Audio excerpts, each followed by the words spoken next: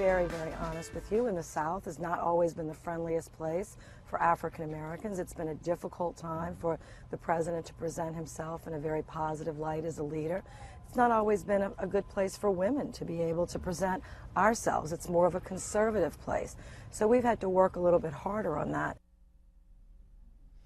Yeah, poor blacks, poor women, I know. Joining us now is Susan Ferrechio. She's chief congressional correspondent for the Washington Examiner. Hey, Susan. Hi, Steve. Great to talk to you. All right, yeah, so thanks for having me. I've been asking this question, this desperation. I mean, I could cite you flyers and what they say from Maryland, from Georgia, from all over the place, and you just heard Mary Landrieu, and of course we had Alma Adams calling Tillman and Uncle Tom, and we have Charlie Rangel today saying that blacks, many Republicans still think there's slavery. I mean, the list goes on and on and on. Is this the most desperate you've seen them in quite a while? Short answer, yes. This is a tough election for Democrats because they are being dragged down by the unpopularity of the president, and they have many vulnerable seats. It's a bad combination. It's a midterm election with a Democrat in the White House, and they have to figure out a way to hang on. And the Senate is up for grabs right now. Landrieu is one of the seats that they need to hold on to keep their majority.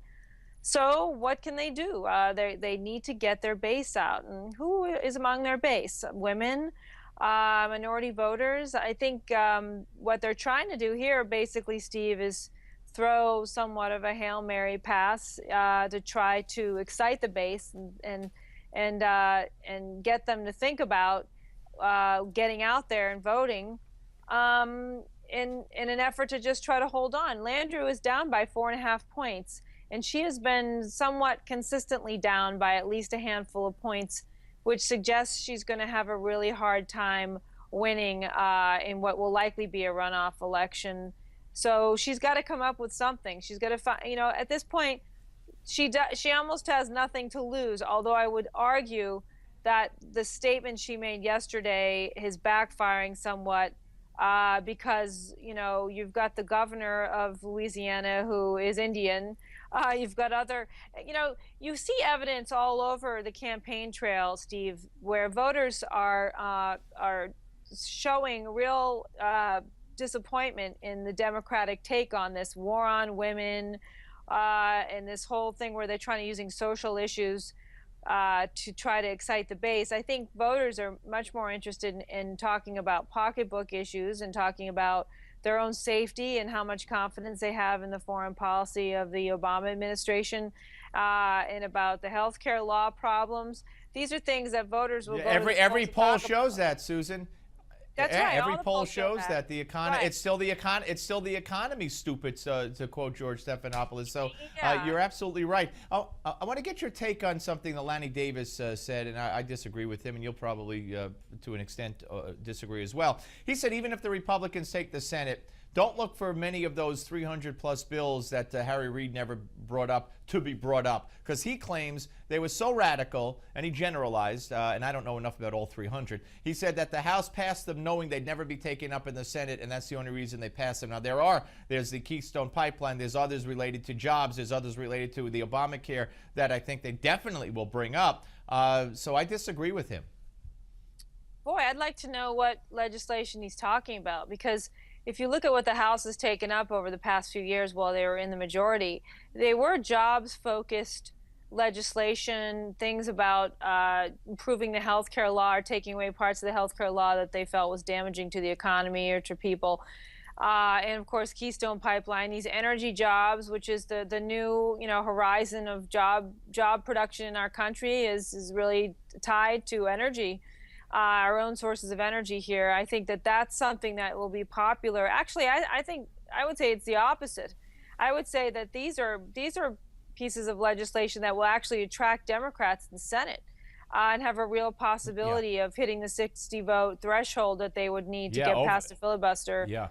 The question is, Steve, is what will maybe right, and maybe even an override total if something like Keystone. On Keystone, it's possible. Those are real big and important questions you're asking. What's going to happen with some of these bills? For instance, what about the medical device tax? What about things that What about the 30-hour work week or other parts of the healthcare law that small businesses and the consumers really don't like? And a lot of Democrats are aware of that. What will the president do when those bills arrive on his desk if they're able to get the 60 votes? You know, he wants to And then preserve his Susan, legacy, though. Yes, go ahead. Right, and then what does it mean going forward for Hillary or the 016 nominee? If he vetoes those bills, do they separate themselves? They're going to have to weigh in one way or another and say, I would have signed it, I would have vetoed it like he did. Well, I predict that the president will, whatever moves the president makes will be about preserving his own legacy and not about helping the Democratic candidate. I just think that's the way he's operated all along. He wants to preserve the healthcare law, so I suspect he's going to preserve it by vetoing anything that picks it apart or undermines it to the point where it's no longer feasible because there's not enough money to keep it going, right, which is what could happen with the Senate majority and 60 votes on some of those bills, Steve. Susan, great to talk to you. We'll speak to you after the election. Thank you very much.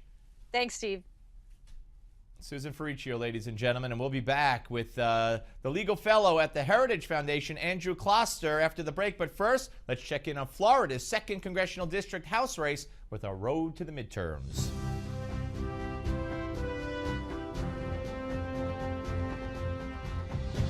Republican Steve Sutherland represents Florida's 2nd Congressional District. He wants to keep representing it for a 3rd term, but according to Politico.com, he may have blown his chances.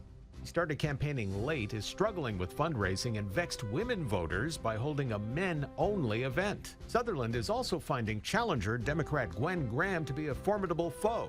Not only is she burning up the campaign trail, she's getting a big boost from her father, popular former Florida governor and Senator Bob Graham. Political analysts note with her being linked to a Democrat like her father whose centrist politics still resonate with the moderate Democrats of the Panhandle could be just what Graham needs to reclaim a seat in the House for her party. She's also been able to pull off a rare feat.